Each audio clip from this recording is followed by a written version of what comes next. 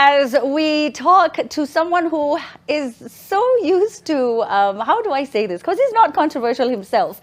The stories he puts out are controversial, and he does not shy away from telling the truth.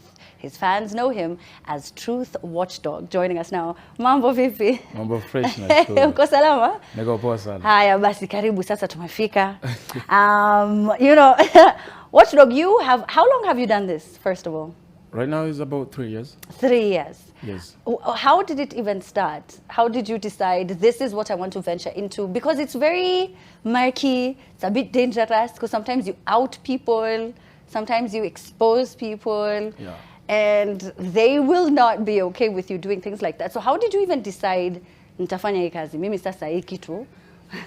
Okay, before I start, can I just call the real dog out? Your ladies and gentlemen, kama kei kama kawa, Truth Watchdog hapa hivi. Naleteaga ukweli kada, ukipenda na meza, ukikataa tunakumezesha. Kwani iko nini na tukana ka evidence? Kawaida ukweli hujaitemwa, ukweli usemwa. Okay, going back to your question. Actually, Watchdog wasn't born like you sit down and organize yourself like content creator.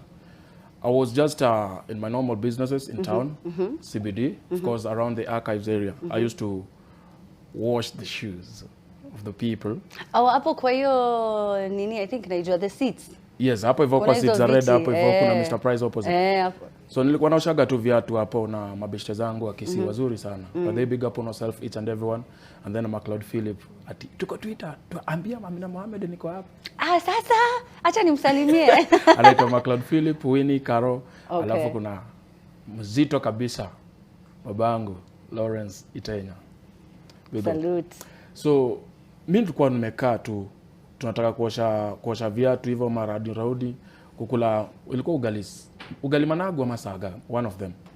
Then there is a lady who a few meters, say 200 meters, nilikuwa naona ni kama ameanguka, mama mzetu around 50 years hapo. Okay, so wakati analia kiroll, mi instincts zikaniambia ni mtu ako kwa uchungu, kwa sababu unaona watu wanapita tu lakini hakuna mtu anashughulika. So mimi nikamwambia beshte yangu, wacha nifike pale nisaidie yule madam. So upon kufika pale nikaputa watu wameraba minne. Unajua wale mawaida, buda utakugota, unadu nini hapa wewe? Huyo mother anaribu biashara. Songa. I'm like, we, sasa nisonge na songa wapi?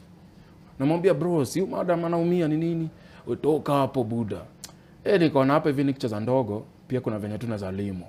Nikazusha, nikamwambia buda, ukiniguza tunatembeza. So I helped the lady, nikamsongesha kando. Namuuliza mam ni nini? Ananiambia, wamekula pesa yangu. 400 imeenda. 400. Nikajua ni hawa Samatisho, wamemcheza ndogo. Unajua walikuwa hawa Samatisho hata walikuwa wanafanya hivi. And I want actually the national media to know this. This biashara ziendeleagi bila mapolisi kujua.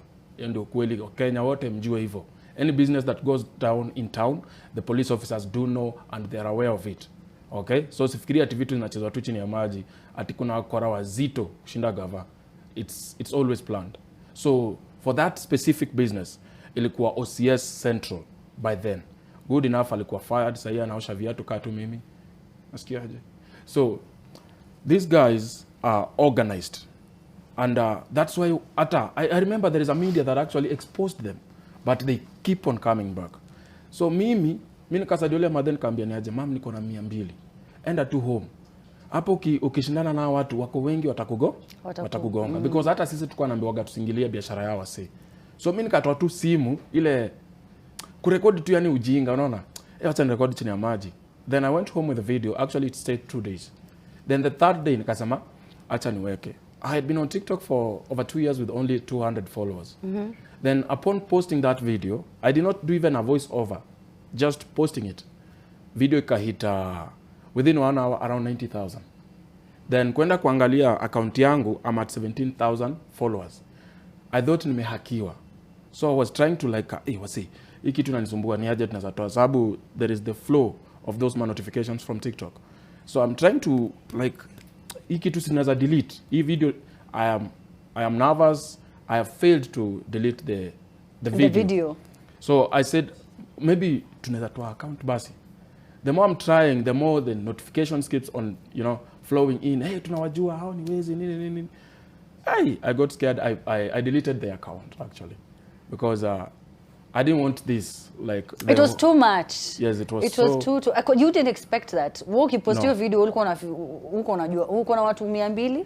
So you thought maybe, you know, I mean, now what? Kawaida, like kamoja, lakini. So ulikuwa unaogopa nini? Kwa nini ulikuwa na feel overwhelmed ni kama I was not expecting that, because at the end of the day, I wasn't doing exposes. Me tu ni mse wa kawaida. Ukapost video. Kapost video. So nikaona tu itaingia, mwenye ata watch sawa. Kesho na kam job, mabosi wananiambia, wale watu wanakutafuta. Wale watu wanakutafuta bro, wizi ka hapa. Unajua OCS alikam. That's when I knew, OCS. And you know, anytime you hear OCS, well, at times they misuse the officers, the juniors. Let us be honest. So I was like, Ngori. So I decided like, wacha nihepe, niende nijaribuko chini, Kimathi. Nikuja nione kama yani nitapata tu job yote, lakini si ndola. Jupale wase wakiniwai naye ni Ngori. Wala wasona kuwaga, they are in numbers like 100 to 200 people. So ukiwapo waka hizo kioperatio biashara, watu wengi wenye wanapita sio raia, ni hao wasioko kazi. So wanajifanya tu wanapita kama strangers, wengine wanajifanya wanasimama kuuliza hizo shati. Na ukisema hiyo biashara, what una refer to biashara aina gani wanafanya? Okay, this ama is ni tofauti. No, it's a conmanship game. Okay. They come with a white cab. And then they pose as if they are working for Safaricom. This was for Safaricom specifically. So they tell you that, do you have Safaricom line? Of course, many people are using Safaricom. Yeah, I do have. Okay, you've won yourself a shot. You've won yourself a shirt, a very beautiful one, probably green, yellow, something. But it's not written Safaricom anyway. So they tell you, okay, in order for you to confirm that you work with, you've been a customer to Safaricom, we have to check your line. And then we want to do just a few things so that to tell Safaricom we've given you a shirt or a tablet or whatever it is. Okay. So you go there. As you go there, you don't know what they do. There is that, I don't know whether it still works, because we also know how to use that code. It's the *555#. So you get some details of an individual without them knowing. Then from there, you trick them to actually enter their M-Pesa PIN. Not realizing. As if it's secret. Yes. As if it's a secret. Yes. Na sayo wame. Sayo tushajua. So hiyo jokes yako unaweka PIN ukifikiria ni wewe tu umeona, ni wewe unajua ya. But wase wameingia Mshwari, wameingia KCB, kama uko na loans up zote. Washakusafa. So by the time unaweka PIN hivi, kama ulikuwa na walikuwa na requesting in between 10,000 to 21,000. And most of the time walikuwa wanapata kila mtu anakuja kucomplain. Ilikuwa 21,000, 42,000, 21, 10,000 hapo. So hao ndio wenye unasema makarao wanawajua. Live, it's not Wana. Okay, fine. They were not hiding. And so they didn't catch you? No. At that time, no. Okay. So when I realized that I'm running from something that I should actually do, was at least after 2 weeks. So I went back to check my TikTok account, again installed the app. I found out I'm at 97,000 followers with with one video that is bringing all this. So we amassed around 1.something million. And I was so much like, Buddha ni do to your kitu. Ile kujichawa chanaona. So the second time I went to town, I was not planning to find them there. Then I found them. So hapo kuna hiyo inaitwa Tomboya Street, right? So hiyo barabara the other side kuna kuagana to staircase to some building hapo. So I went to those staircases, nikajifanya tu kama msana choma fegi, nikachukua simu, kaanza kurekodi. So video inaonekana, lakini si mimi naongea video. Ya waseni aje, mnachikia wale wasana biga sema tisho. Wallahi Mungu mmoja amerudi. Ambia mamako, ambia bro wako, kwanza wewe unatime student blah blah blah blah blah. And then I posted. Poof. It blew up. 270,000 followers. Now I had to disappear. Oh, you had to disappear now? I had to disappear because it was strange. Like everything you could feel, everyone knows you. Everyone is seeing you. And this is not good for business for some people. So I think it's the OCS who asked some of the DCI officers to follow me. So the good thing about Kawendani, we live in an environment that is surrounded by police officers, and at the same time, the Kahawa Barracks police, soldiers, they all live. So we have that strong Nyumba Kumi thing.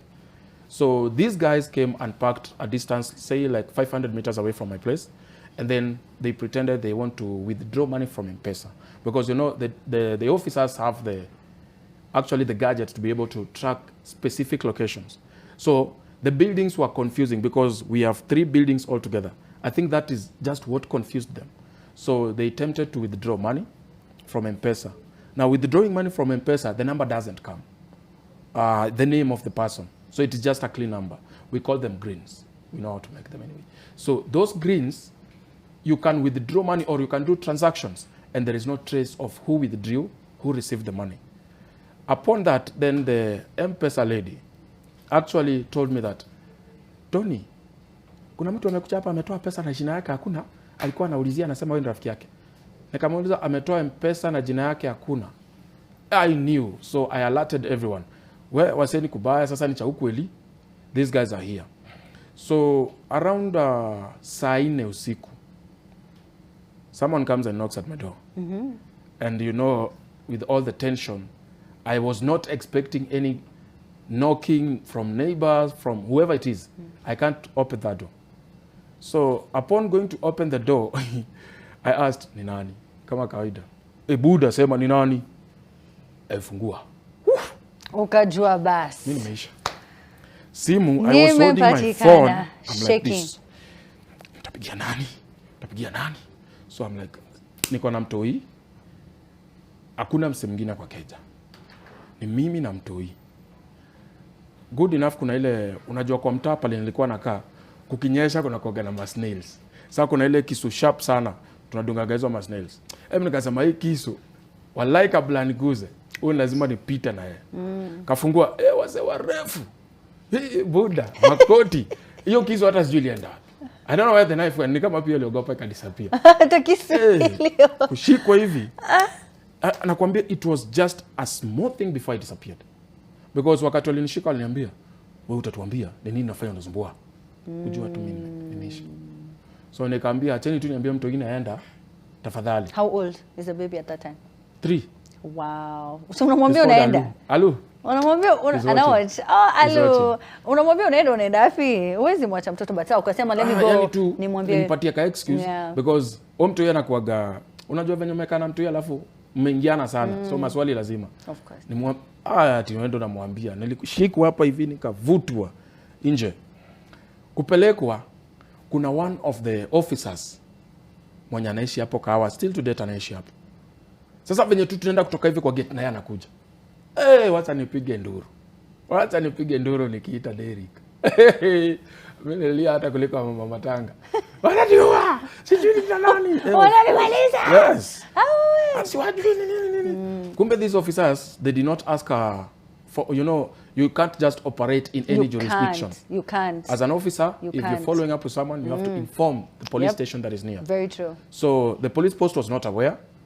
So this was illegal. They were arrested. And now we went there, chief akanipampa na pressure.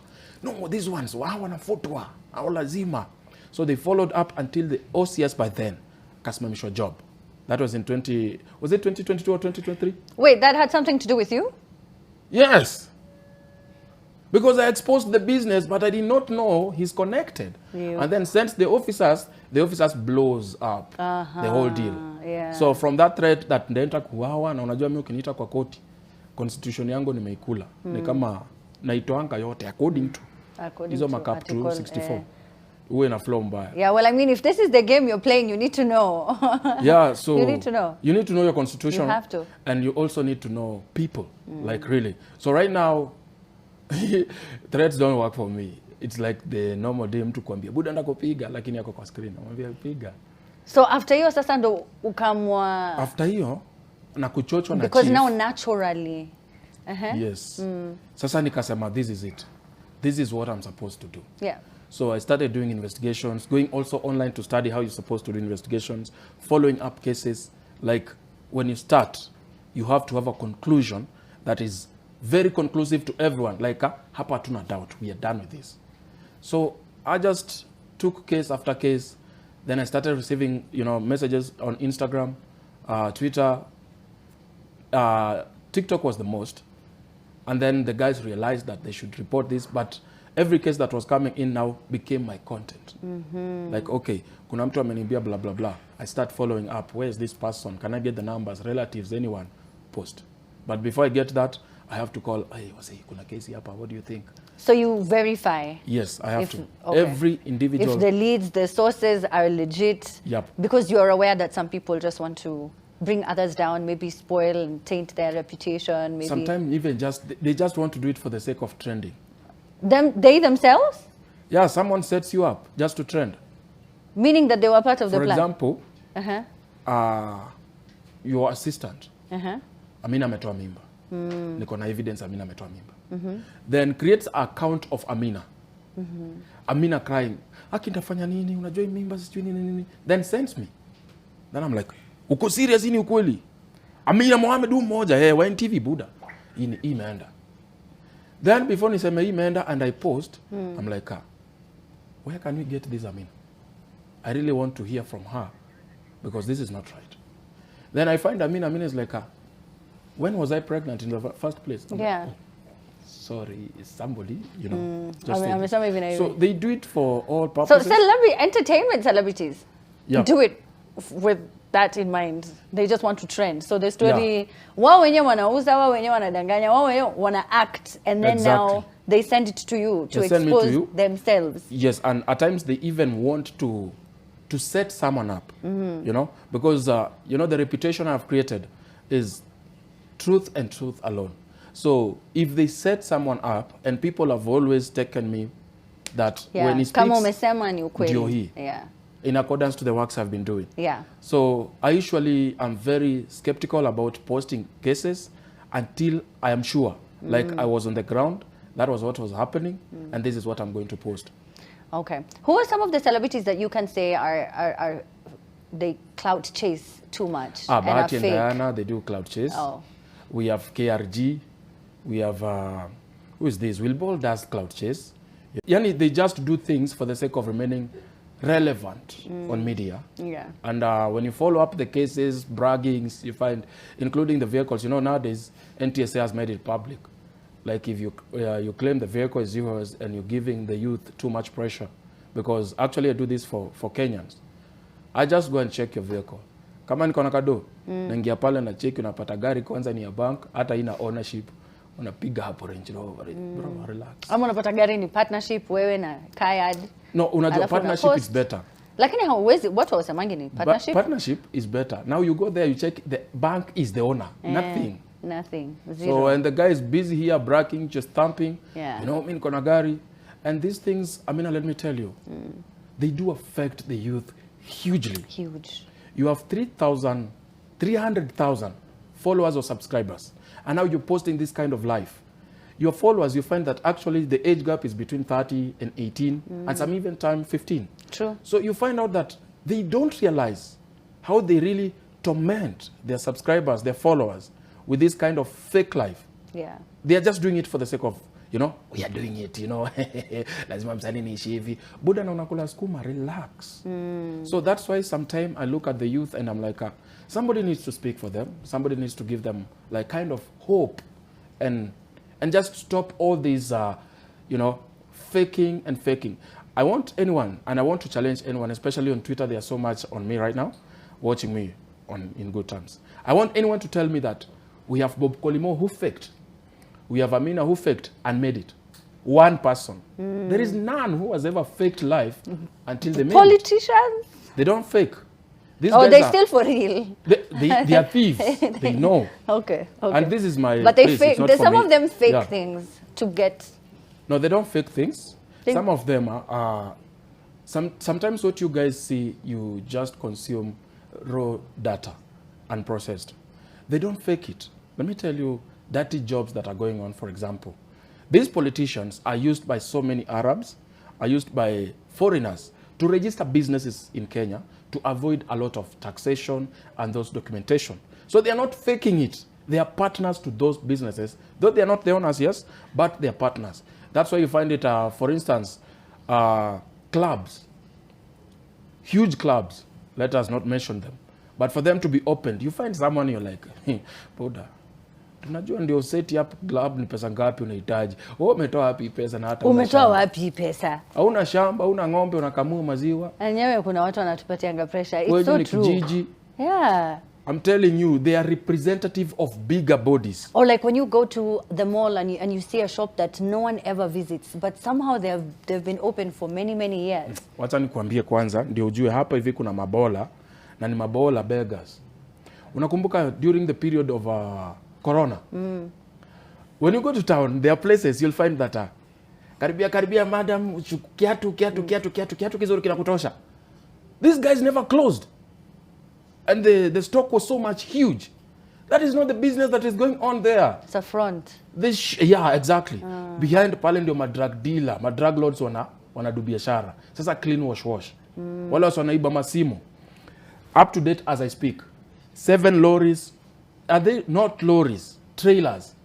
7 lorries every day, they travel from Kenya to Kampala. To do what? Exactly, zile phone zote zinatembea. Kutembea, I mean, zinaibwa hapa Kenya. They go to Uganda. They do.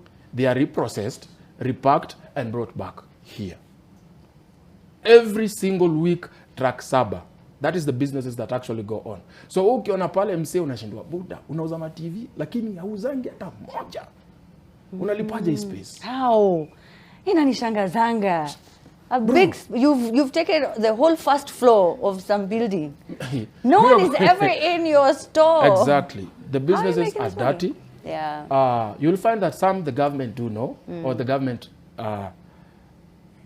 representatives. Those is some government, but representatives, but unapata they are corrupt. So hata ile biashara ukienda kureport kuna kitu mbaya inaendelea hapa, utazungushwa and if you are too much, utapotea tu. You've exposed very many people. You've talked about many stories. Which one can you say, other than now the first one going viral, has been your biggest story yet? I think they're all big. They're all big in their own way. Yeah. Anyway, the story that actually really is a hospital. I really brought it out and I killed it, like completely. They shut down.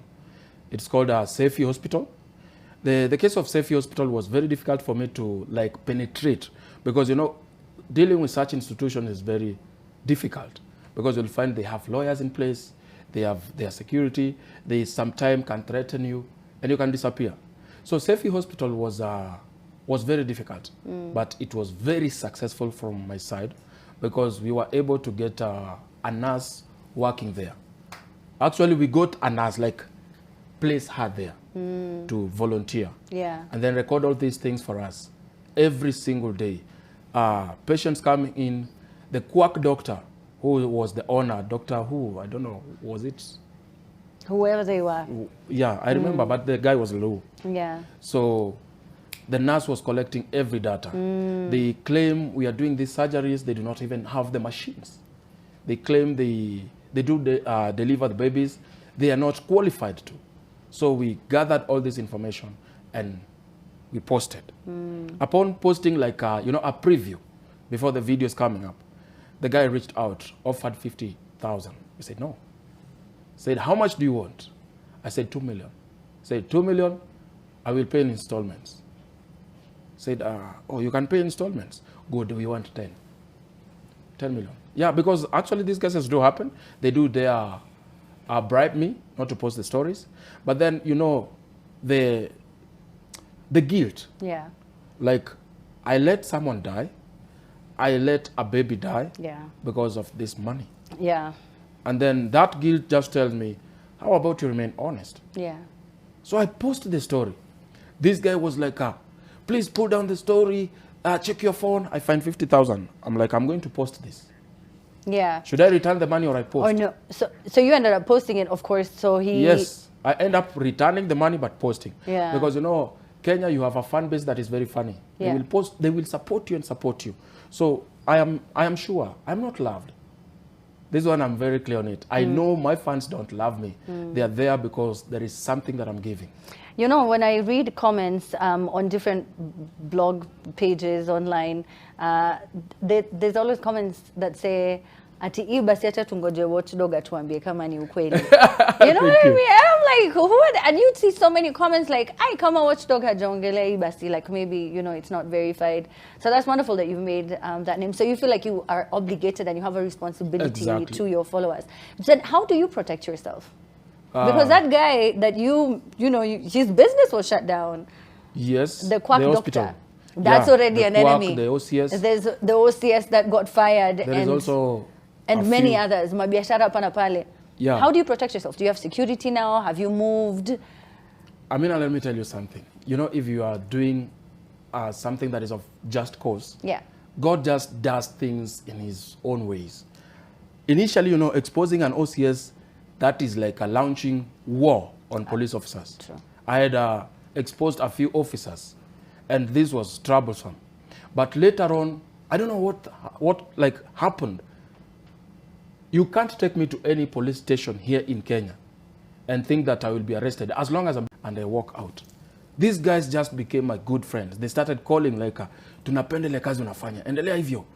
Good job hapo. Umetusaidia. So I realized these officers, when you sit down with them, yeah, some of them, mishahara hakuna. Una work on a negative payslip. Yeah. No. So I also thought that this is also worth exposing the government. Yeah. Like shughulikieni mapolisi.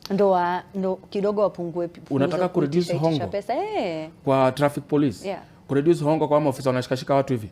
Pay them well. So when I started talking, these officers, all of them were behind me. And I was like, you know, I was a good for you. It's not like I'm exposing you. No, I'm just exposing the bad behavior. Yeah. And right now, I have protection of the officers. I have protection of the community that I stay within. And I try to make friends than enemies. Yeah. Okay. Well, I wish we could go on and on and on and on and on. There are so many things when you go to Truth Watchdog's page, which I am on right now. Kuna story hapa amegusia ya Sakaja yenye tutaongelelea hapa. You can go and check it out. Inapostiwa ingine leo. On his page, he's talking about university students, parents. If you have kids going to uni, there is a scam that Watchdog will be telling you about. There's so many stories. I saw someone here who faked a whole wedding trying to give people pressure. Watchdog ni nani? Akaonyeshana is all a lie. There's so many different stories, and they're not stories. All of them are factual. These are things that are happening to people, and you're doing this to sort of like give the voiceless a voice, a platform for them to be heard. Yes. What would you wanapitia shida gani, si ndio? Continue doing that work, man. You have a huge fan base, a huge fan base. Really? Yes, you do. People are following you, whether they like you or not. They're following you and they're watching what you're posting. So shukran sana kwa kuja. I wish tungekuwa na 3 hours. I really Tuchambue vizuri hizi story. So unaweza real quick kabla twende, unaweza ushasalimia kila mtu. Nilikuwa naona kuna salamu mingi. Home. Okay, kidogo basi ndo tuchukue break. Endelea. Okay, nilikuwa nataka kusalamia Winfred Muteti, nilikuwa nataka kusalamia Caro, nataka kusalamia Chance, nataka kusalamia Jemo, nataka kusalamia Douglas, Philip MacLeod, Anthony MacLeod ni mimi. Philip MacLeod is my twin, he's on TikTok and on Twitter right now watching me. Mazena appreciate sana hiyo effort na energy. Tuendelee easy design, TWD official kwenye media. Utafuta tu Truth Watchdog. 2 channels on YouTube and on TikTok. Msinifuate sana juu channel zangu huangushwa by the way. Oh, yes, kwa sababu ya vitu zenye una post. Zimeangushwa kama total around 4.7 million followers just gone. Lakini bado tunakaa na pressure. Because the people that you talk about can hire people to go and report the page and say that, you know, what you're posting is obscene, or they'll make up something. So just keep on posting. Keep on starting the pages then. Yeah. Nimeshukuru sana. So keep on supporting Watchdog, man. Let's see the other stories that he is going to be exposing. So just try and stay on the clear side.